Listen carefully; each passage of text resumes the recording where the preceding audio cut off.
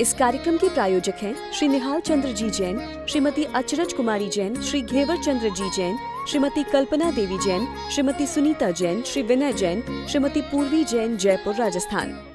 ऐसी कल्पना करो किसी मनुष्य गति के व्यक्ति के जबान काट दी जाए, जबान काट दो, आंखें फोड़ दो, दोनों हाथ काट दो, दोनों पैर काट दो और उसे चारों तरफ से कपड़े से लपेटकर बोरे में डालकर बोरे का मुंह बंद कर दो।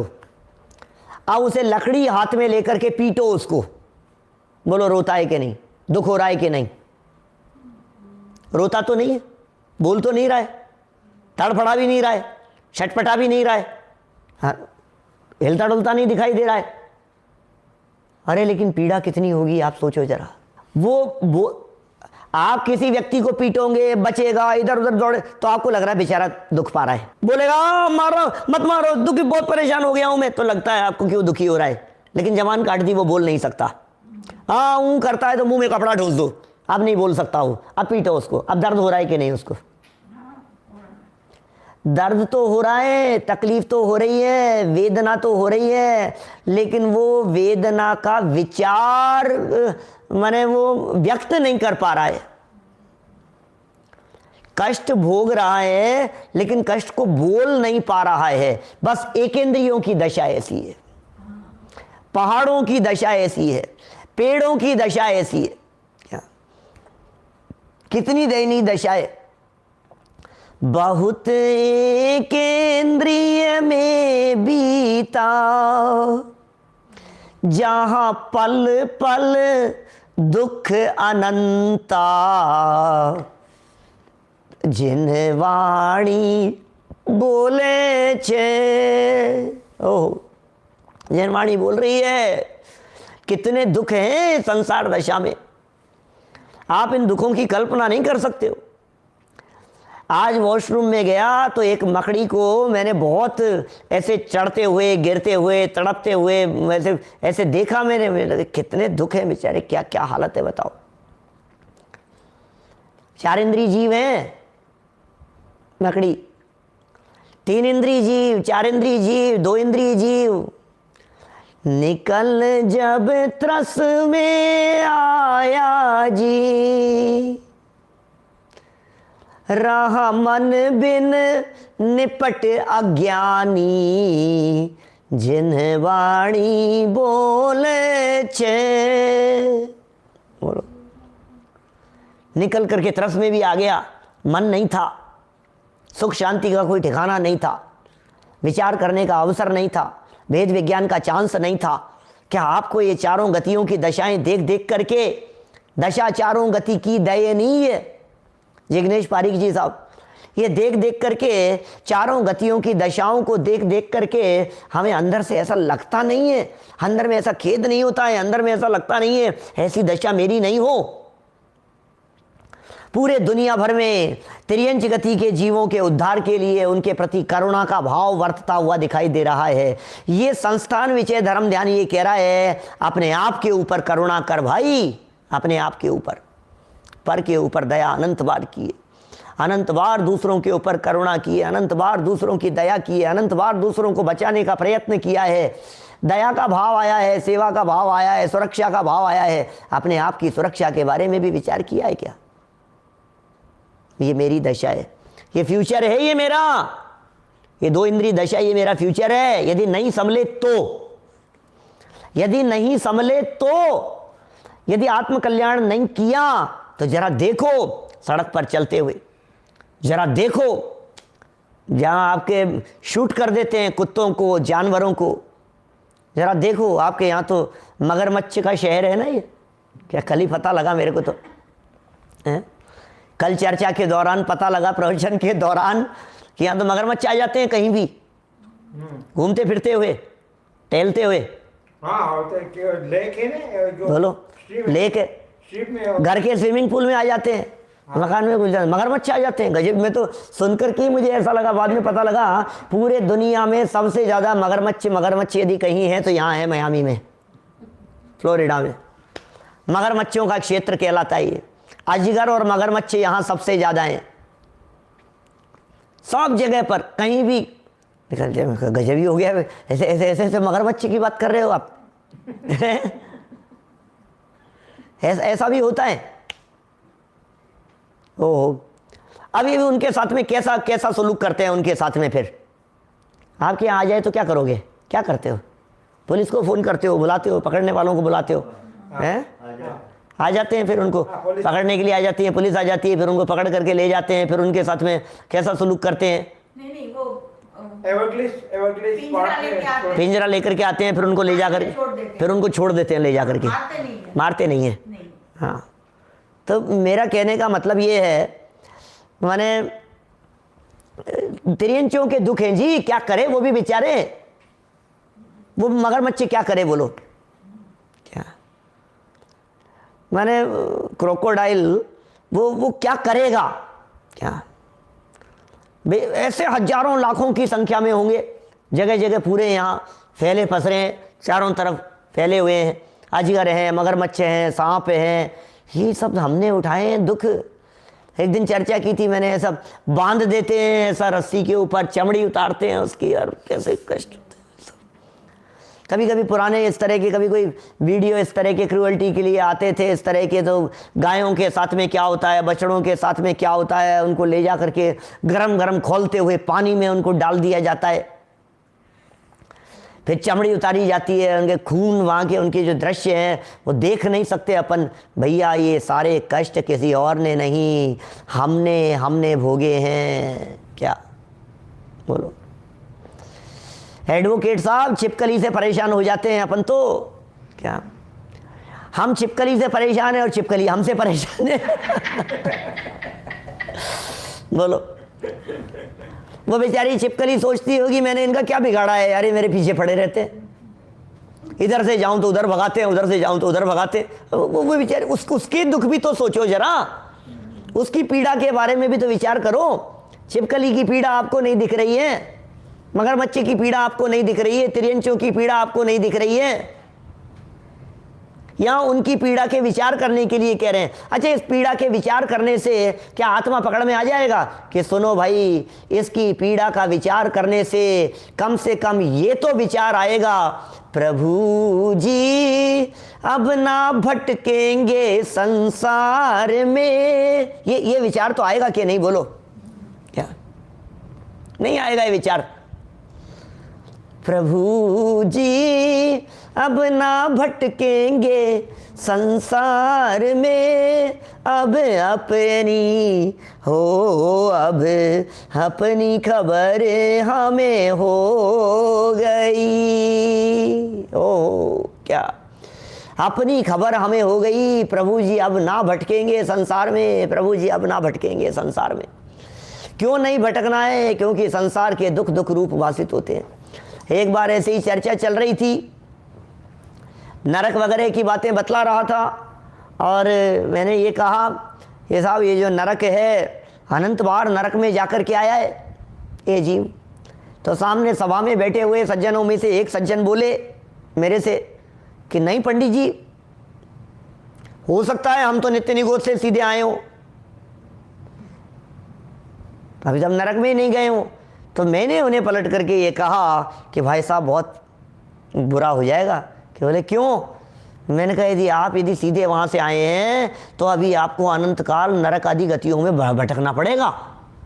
बोले क्यों पंडित जी, ऐसा क्यों कह रहे हो? मैंने कहा जिसने अभी नरक के दुख ही नहीं भोगे क्या वो मोक्ष मार्ग के लिए प्रयत्न क्या करेगा? जरूरी है ये सब ऐसा मान करके चलिए आप। जब तक ये जीव नरकों की वेदना को नहीं सहेगा, तिर्यंचों की वेदना को नहीं सहेगा, उसका विचार नहीं करेगा, इसे संसार के दुख दुख रूप बासित नहीं होंगे, तब तक ये जीव मोक्ष मार्ग की तरफ कदम नहीं बढ़ाएगा। इसके डंडे पड़ने चाहिए खींच खींच करके, इसे लगे कि संसार में इतने दुख है। कभी कभी ऐसा लगता है इसको पिक्चर दिखाई जानी चाहिए, देख तेरी ये हालत थी, देख तेरा पास्ट तेरे साथ में क्या हुआ था, ये देख।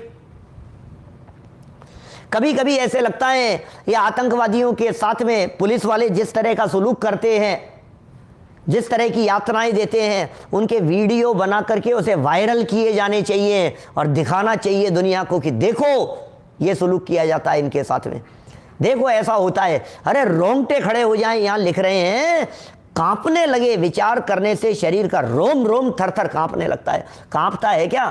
थर थर कांपने लगे, रोम रोम लगने लगे, ऐसी ऐसी ऐसी फीलिंग आने लगी अंदर से, नहीं यार समय जा रहा है, मैं कर क्या रहा हूं, मैं कर क्या रहा हूं, मैं पीसी छाबड़ा जी साहब, मैं कर क्या रहा हूं, मैं कौन सी दिशा में लगा हुआ हूं, कौन से मार्ग में लगा हुआ हूं, मैं सबके उद्धार में लगा हुआ हूं, मैं आत्मोद्धार भी है उसमें कहीं, बोलो। सामाजिक संस्थाओं की बात कर रहा हूं दीपेश जी, सबकी बात करना, पूरे समाज की बात करना, सारे अब क्या आपका जो ऑर्गेनाइजेशन है किस में लगा है? नहीं, विधवाओं के उद्धार में लगा है, बालिकाओं के उद्धार में लगा है, शिक्षा के उद्धार में लगा है, समाज उत्थान में लगा हुआ है, इसका उद्धार, इसका उद्धार, इसका उद्धार, सबका उद्धार है ना। आपके उद्धारों की लिस्ट में आत्मोद्धार भी है क्या? लिस्ट में ही नहीं है, लिस्ट में ही नहीं है। सबको सबका उद्धार करना है, लेकिन अपने आप का उद्धार किसी को नहीं करना है। सबका उद्धार, भैया हमने एक सेंटर खोल रखा है, उस सेंटर में इनका बालकों का उद्धार, अनाथों का उद्धार, वृद्धों का उद्धार, बालिकाओं का उद्धार, इनका उद्धार, सबका उद्धार, शिक्षा का उद्धार, समाज का उद्धार, मुमुक्षुओं का उद्धार, मंदिरों का उद्धार, तीर्थ क्षेत्रों का उद्धार है, इनका विकास कैसे हो, क्षेत्रों का उद्धार करना चाहिए भैया। अपने को ऐसी योजना बनानी चाहिए कि मंदिरों का उद्धार हो जाए, हमको ऐसी योजना बनानी चाहिए कि क्षेत्रों का उद्धार हो जाए, हमको ऐसी योजनाएं बनानी चाहिए। अरे भाई साहब, इन उद्धारों में आत्मोद्धार है क्या कहीं? क्या सबका उद्धार करने से अपना उद्धार नहीं होगा, आत्मोद्धार करना महत्वपूर्ण है। ये जीव आत्मोद्धार नहीं करना चाहता है, क्या बताएं। इसलिए ये संस्थान विषय धर्म ध्यान ये कह रहे हैं, आत्मोद्धार करो, आत्मा के बारे में विचार करो, अपने आप के बारे में विचार करो, और ऐसा विचार करो जरा दुनिया को देख देख करके, क्या ऐसा विचार कीजिए देख देख करके, हमने पास्ट में ये दुख भोगे हैं और भविष्य में ऐसे दुख कभी नहीं भोगेंगे। अब ये संकल्प है, ये प्रण है हमारा, हमारे संजय जी शास्त्री जेवर वालों का लिखा हुआ भजन है, बहुत सुंदर गाते हैं, गुनगुनाते हैं वो तो, उनके जैसा तो नहीं गा सकता, लेकिन उनकी पंक्तियों को दोहराता हूं। ये प्रण है हमारा ना जन्मे दोबारा, क्योंकि विषयों में आनंद हमको आता नहीं, अरे इस झूठे जग में रहना हमको भाता नहीं। ये दिल से आती है क्या ये आवाज? ये प्रण है हमारा ना जन्मे दोबारा, ये प्रण ले रहे हैं आप, अब नहीं जन्मेंगे, अब नहीं जन्मेंगे, अब नहीं रुलेंगे, अब नहीं भटकेंगे प्रभु जी, अब नहीं। क्यों? क्योंकि विषयों में आनंद हमको आता नहीं, अरे इस झूठे जग में रहना हमको भाता नहीं। आलोक जी शास्त्री जी साहब बोलो, इस झूठे जग में रहना हमको भाता नहीं, ये बात दिल से निकलनी चाहिए कि इस जग में रहना हमको भाता नहीं है, इस दुनिया में रहना हमको पसंद नहीं है, इस जगत में रहना हमारे को अच्छा नहीं लगता है। प्रभु जी अब नहीं रहेंगे, अब नहीं भटकेंगे, अब नहीं रुलेंगे, अब नहीं रहना है, अब नहीं जाना है तिर्यंच में, अब नहीं जाना है निगोद में, अब नहीं जाना है दो इंद्री में, अब नहीं करना है। नहीं करना है तो काम क्या कर रहा है? ये सब नहीं करना है तो जवान से तो बोलते हैं अब नहीं करना है। हाँ पंडित जी आपने सही कहा, पंडित जी अब नहीं करेंगे, पंडित जी अब हम नहीं जाएंगे नरकों में। फिर काम तो सुधर नहीं रहे हैं, काम तो नरक जाने के कर रहा है। सिर्फ विचार के लिए कह रहे हैं भाई साहब, सिर्फ विचार के लिए कह रहे हैं। सम्यक दर्शन वैचारिक क्रांति का नाम है। विचारों की क्रांति होती है श्रद्धा के लेवल पर, तो सम्यक दर्शन की प्राप्ति होती है। ऐसा हो, देखिए क्या कह रहे हैं नरेंद्र बाकलीवाल जी साहब, पंक्तियां पढ़ो जरा, मैं तो पढ़ता हूं पंक्तियां। मनुष्यों के बारे में भी विचार करो और तिर्यंचों के बारे में भी विचार करो, दोनों के बारे में कह रहे हैं। इसी प्रकार नरक की बात बतलाने के बाद कह रहे हैं, इसी प्रकार मध्य लोक की सब दशा और उसमें रहने वाले मनुष्य, तिर्यंच आदि जीवों का विचार किया जाता है। किसमें? संस्थान विषय धर्म ध्यान में मनुष्यों का, तिर्यंचों का, रहने वाले जीवों का, उनकी वेदना का, उनकी तकलीफ़ों का, उनकी पीड़ा का विचार किया जाता है। उस वेदना के विचार करने से, विचार करने मात्र से शरीर का रोम रोम थर थर कांपने लगता है।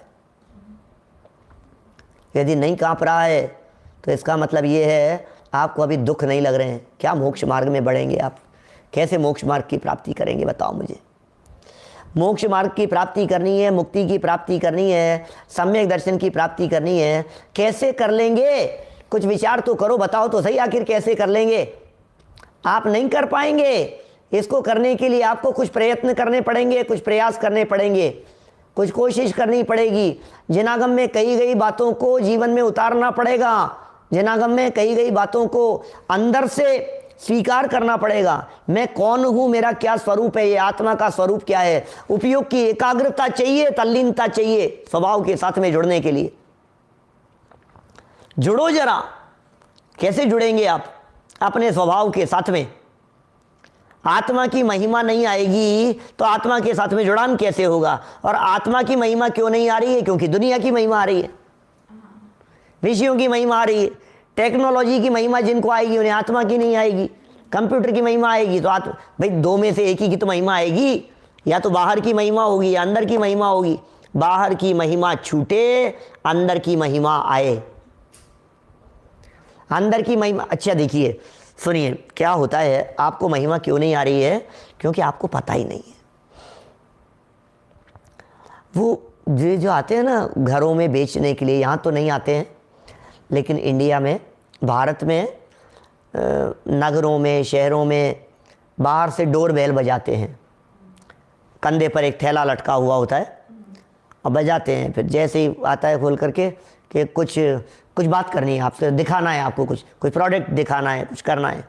तो फिर घर वाले कहते नहीं हमें नहीं देखना। कि नहीं आप देख तो लो, आप एक बार लेना मत, आप देख तो लो, आप सुन तो लो।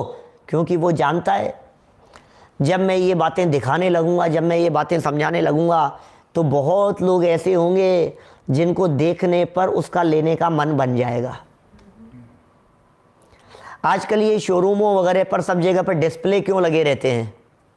क्या इसीलिए आपके कपड़ों के शोरूम पर, सब रेडीमेड गारमेंट्स के शोरूम वगैरह पर, सब जगह पर क्या करेंगे, बाहर डमी लगा करके उन पे कपड़े पहना करके ऐसे टाँग करके ऐसे रखेंगे। आते जाते व्यक्ति को भी दिखे और मन आकर्षित हो, ये बहुत अच्छा लग रहा है, ये बहुत अच्छा लग रहा है। यहाँ तक कि ज्वेलरी के शोरूम पर भी क्या उस तरह से शोरूमों के ऊपर बाहर से ही कांच के शोरूम पर और अच्छे अच्छे सेट ऐसे बाहर लगा करके जिससे सड़क पर चलते हुए व्यक्ति को ऐसे दिखाई देवे कि ये तो वो आकर्षित हुए उसकी तरफ। अरे भाई आत्मा की तरफ यदि आकर्षित नहीं हो रहे हो क्योंकि आत्मा को देखा नहीं है। एक बार उस आत्मा को देखो तो सही, जानो तो सही उस आत्मा के बारे में, उस आत्मा की विशेषताओं के बारे में एक बार जानो तो सही। अरे फूटी आँख ही सही। एक एग्जाम्पल बहुत बरसों पहले से देता हूँ। एक सेठ था और सेठ के एक पुत्र था और एकलौता पुत्र था। अच्छा सज्जन समझदार तो था लेकिन एक खोटी आदत उसके लग गई थी वैश्यावृत्ति की। अब वो ये सेठ सोचता था कि बच्चे को इस आदत से कैसे छुड़ाया जाए, क्या किया जाए कि बच्चे की आदत छूट जाए, क्या करें। आपने मुनीम जी वगैरह से जो उनके काम करते थे उनसे कहा, उनसे पूछा कि भाई क्या करें क्या करें। ये सेठ जी एक ही बात है, शादी कर दो, क्या अच्छी लड़की देख करके इसका विवाह कर दो। तो बोले अच्छी से अच्छी लड़की तलाशो दुनिया भर में। तो बहुत सुंदर लड़की उसके लिए तलाश की गई और संबंध नक्की करने के लिए बात की गई। और जो पहले तो उसने मना किया, फिर वो मान गया ठीक है। अब जैसे ये खबर उसको भी लगी, वैश्या को भी, तो उसे लगा कि इसकी यदि इतनी सुंदर लड़की से शादी हो गई और ये उस पर मोहित हो गया तो ये मेरे पास नहीं आएगा, एक बड़ा सेठ हाथ से निकल जाएगा। अब क्या करें? अब तो सारी कमाई चली जाएगी, धन चला जाएगा, आदमी हाथ से निकल जाएगा। तो उसने अपना जाल बिछाया उस सेठ पुत्र के लिए।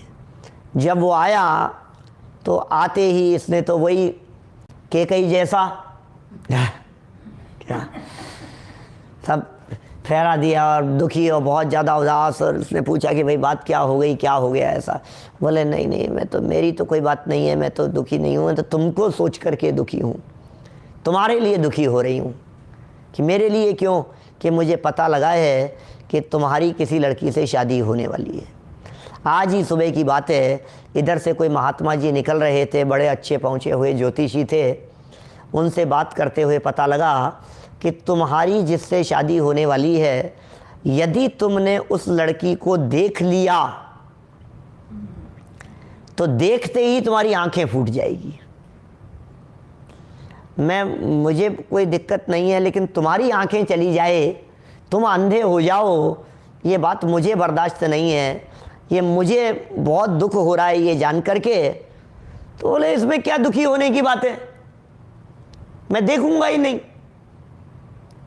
क्या चिंता करने की ज़रूरत नहीं है। ये उसने उसको वचन दे दिया, बात हो गई। अब वो शादी भी हुई तो आंखों पर पट्टी बांधकर। अब जब भी घर में जाता तो पट्टी बांध करके जाता वो, और घर से बाहर निकलता तो पट्टी खोल लेता। ये इसका चलता रहा, इसकी दुकानदारी चलती रही। 1 महीना निकल गया, 1.5 महीना निकल गया, 2 महीने निकल गए। उस लड़के की पत्नी ने उससे पूछा कि क्या बात है, आप कभी मेरे को देखते ही नहीं हो, जब भी आते हो आंखों पर पट्टी बांध करके आते हो, और ऐसा नहीं है कि आपको दिखता नहीं है क्या? तो ऐसा नहीं है कि आपको दिखता नहीं है, क्योंकि मुझे पता लगा है आप जब यहाँ से बाहर निकलते हो आंखों में कोई तकलीफ तो नहीं है, बाहर निकलते हो तो वापस पट्टी खोल लेते हो, अंदर आते हो तो आंखों पर पट्टी बांध लेते हो। तो बोले नहीं नहीं नहीं, ऐसी कोई बात नहीं, ऐसी कोई बात नहीं है। जब उसने ज़्यादा आग्रह किया तो फिर इसने, भाई बताओ तो सही बात क्या है, हम समस्या का समाधान निकालेंगे, कुछ भी जो भी होगा। इसने पूरी बात बतला दी। बोले ऐसा ऐसा हुआ, और कोई एक ज्योतिषी जी ने इस तरह की बात कही थी, कोई महात्मा जी ने बात कही थी, इसलिए मैं तुम्हारा चेहरा नहीं देखना चाहता। अब तुम कहो, क्या तुम चाहती हो कि मैं अंधा हो जाऊं? बोले नहीं नहीं, मैं तो नहीं चाहती। तो फिर बोले क्या करूं मैं, इसलिए नहीं देखता मैं। तो उसकी पत्नी ने कहा कि एक काम हो सकता है, तुम दोनों आंखों से पट्टी नहीं हटाकर एक आंख खोल करके मुझे देखो। क्या? यदि वो फूट जाए तो दूसरी तो है तुम्हारे पास में क्या? भाई तुम्हारा काम तो चलता रहेगा क्या? भाई एक फूट जाए तो मत खोलना क्या? तो बात जच गई उसके। अब उसके बात जच गई, और जैसे ही बात जची तो उसने एक आंख को खोला, और एक आंख खोल करके जब उसके रूप सौंदर्य स्वरूप को देखा तो फिर क्या था मुकुंद भाई, फिर देखा तो वो तो देखता ही रह गया कि आंख फूटी होगी क्या, कि नहीं, वो फूटी हुई आंखें जो थी उसके चक्कर में वो खुल गई। क्या? प्रसंग के माध्यम से सिर्फ इतनी ही बात कहना चाहता हूं, अरे कैसे भी सही, एक बार कौतूहलवशी सही इस आत्मा के स्वरूप को देखो तो सही। क्या? यदि आपने इसको देख लिया, लोग ऐसा कहते हैं, अरे तुम आत्मा वात्मा के चक्कर में लग जाओगे तो तुम्हारे को दुनिया के सारे रस फीके पड़ जाएंगे। इस कार्यक्रम के प्रायोजक हैं श्री निहाल चंद्र जी जैन, श्रीमती अचरज कुमारी जैन, श्री घेवर चंद्र जी जैन, श्रीमती कल्पना देवी जैन, श्रीमती सुनीता जैन, श्री विनय जैन, श्रीमती पूर्वी जैन, जयपुर, राजस्थान।